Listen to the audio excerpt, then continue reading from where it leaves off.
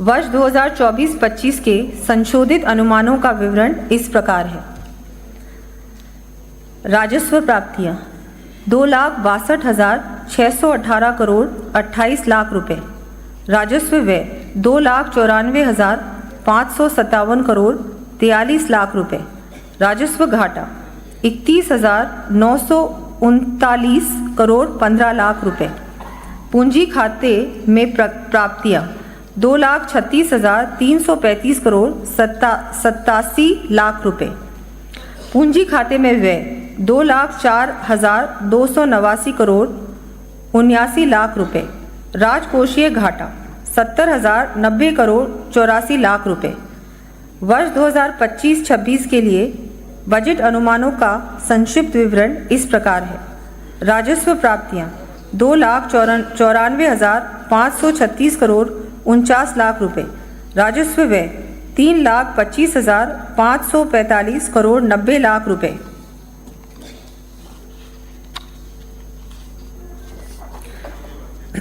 राजस्व घाटा 31,009 करोड़ 41 लाख रुपए। पूंजी खातों में प्राप्तियां 2,42,647 करोड़ 54 लाख रुपए।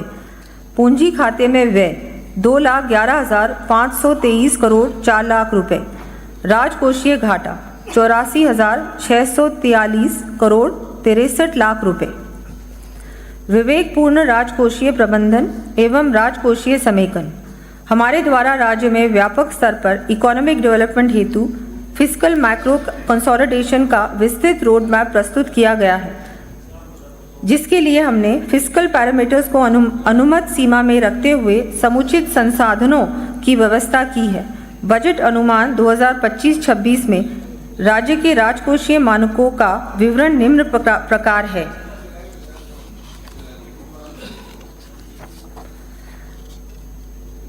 राज्य सकल घरेलू उत्पाद GSDP 19,89,835 करोड़ रुपए। वर्ष 2025-26 में GSDP की वृद्धि दर इस वर्ष की तुलना में 16.75% है, जिसकी गणना 15वें वित्त आयोग के फॉर्मूला के अनुसार की गई है। राजकोषीय घाटा GSDP के प्रतिशत के रूप में 4.25%। अनुमत FRBM सीमा 4.25%। ऋण एवं अन्य दायित्व GSDP के प्रतिशत के रूप में 36.50%। अनुमत FRBM सीमा 38.20%। पूंजीगत परिव्यय 53,686 करोड़ 15 लाख रुपए। गत वर्ष से 40.22% की वृद्धि अनुमानित।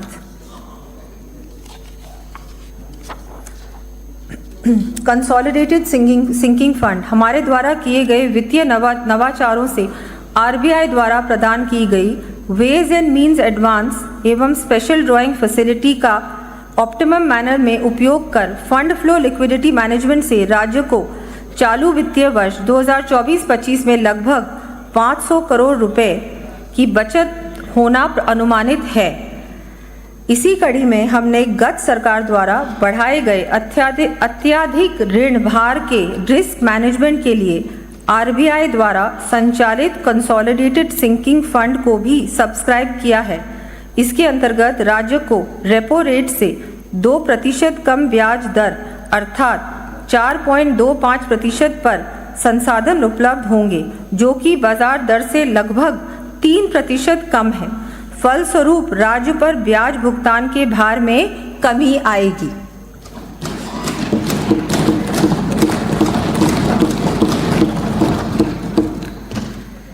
Special assistance scheme for capital investment सास्की।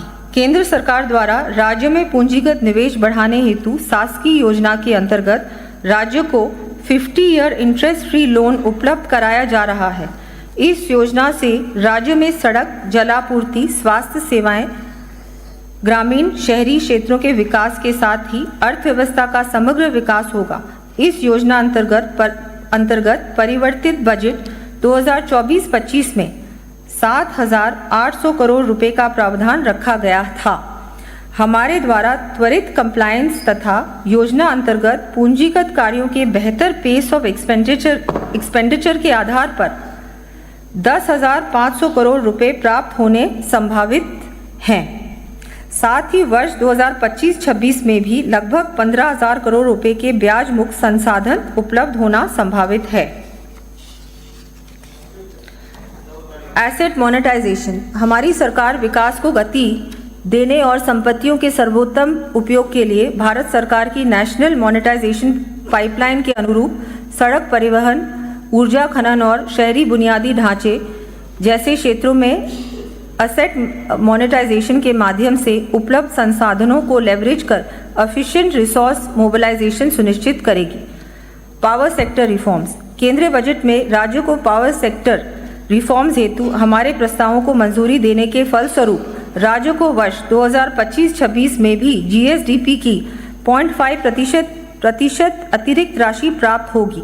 इसके लिए हम एफआरबीएम एक्ट 2005 की धारा 6 में भी संशोधन प्रस्तावित कर रहे हैं। इस प्रावधान में राज्यों को लगभग 9,949 करोड़ रुपए अतिरिक्त राशि प्राप्त होगी,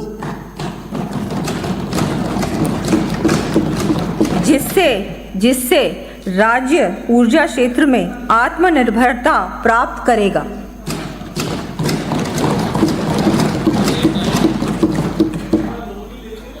कृषि बजट के अंतर्गत कृषि विकास एवं कृषकों के कल्याण हेतु बजटरी एंड एक्स्ट्रा बजटरी प्रावधानों का योजनावार एवं बजट मदवार विवरण बजट खंड 4 में सदन के समक्ष प्रस्तुत किया जा रहा है।